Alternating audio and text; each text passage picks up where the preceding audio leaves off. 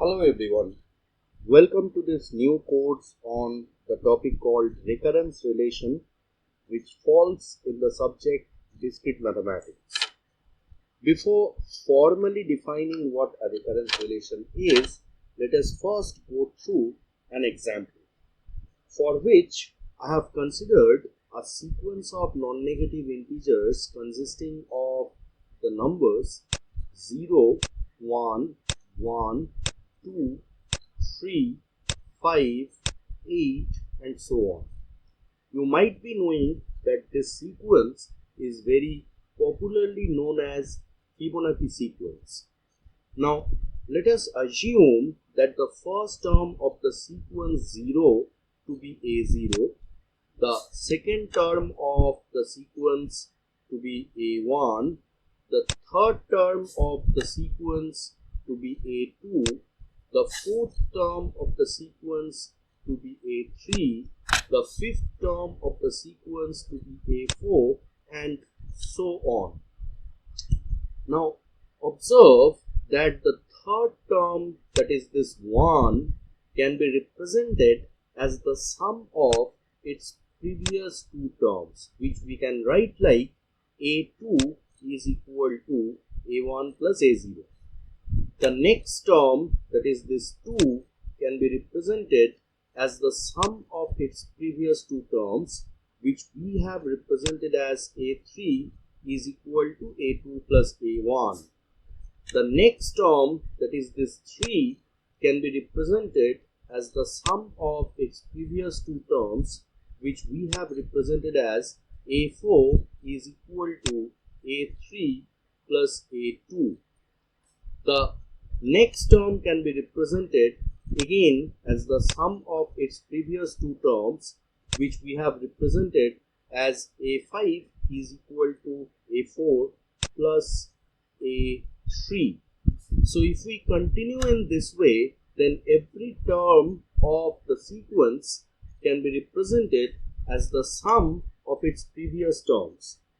And following this, we are trying to write the nth term of the sequence an as the sum of its previous two terms, that is an minus 1 and an minus 2. Now such an equation where we represent the nth term of a sequence by the help of at least one of its previous terms, say an minus 1, an minus 2 and so on, is known as a recurrence relation. In this example, we have actually found a recurrence relation an is equal to an minus 1 plus an minus 2, which is true for n greater than or equals to 2, right? Now please observe that we cannot really represent A1 as the sum of its previous two terms. Again, we cannot really represent A0 as the sum of its previous two terms.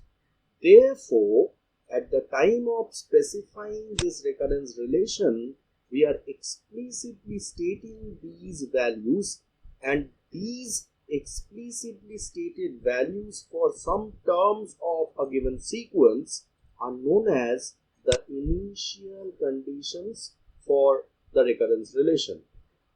We shall see later what the significance of these initial conditions is, together stated with a recurrence relation, in our forthcoming lectures. So formally, if we want to define a recurrence relation, we can say that a recurrence relation for a sequence Sn is nothing but an equation which relates the nth term of the sequence with at least one of its previous terms, like Sn minus 1, Sn minus 2 and so on, for all integer n greater than or equal to n naught, where this n naught is a non-negative integer or basically a constant.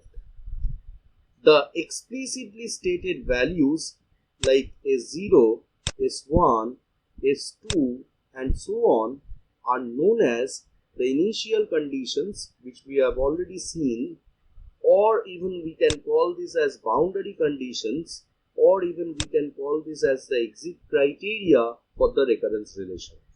So to sum up, for the sequence 0, 1, 1, 2, 3, 5, 8 and so on, which is popularly known as Fibonacci sequence, we can have a recurrence relation an is equal to an minus 1 plus an minus 2, where n is greater than or equal to 2 for stating the nth term of the sequence, and the initial conditions will be a0 equals to 0 and a1 is equal to 1.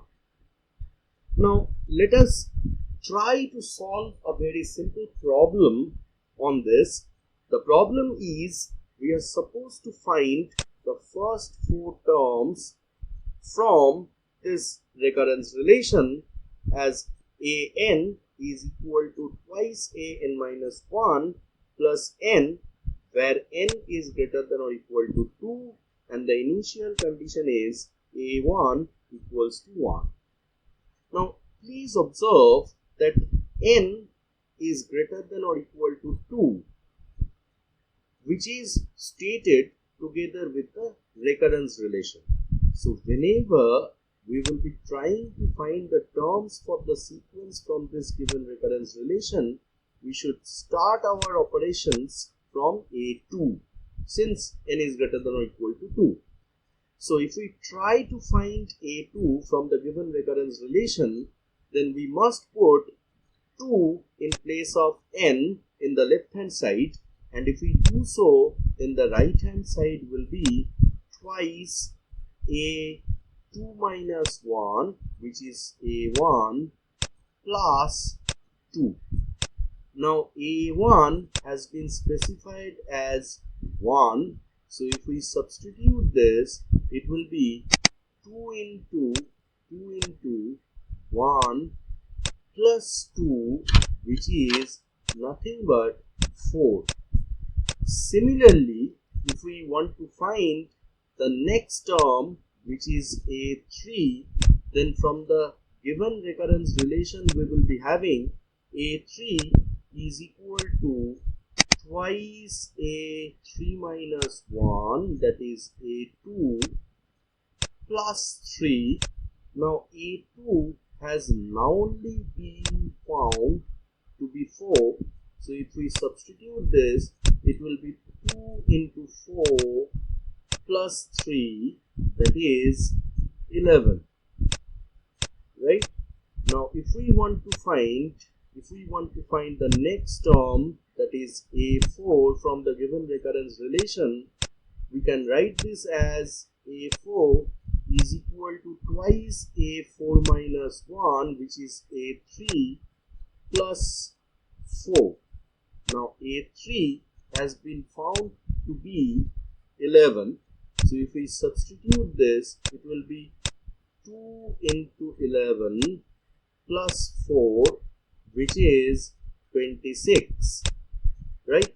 Now if we consider the first term of the sequence to be a1, which is been specified as the initial condition for the recurrence relation to us, then the first 4 terms of the sequence can be written as the first 4 terms of the sequence can be written as 1, 4, 11 and 26. 1, 4, 11 and 26. It should be noted that there are more terms in the sequence which we are not deriving at the moment, because we are supposed to find the first 4 terms, and the first 4 terms of the sequence are 1, 4, 11 and 26. Thank you for watching this one.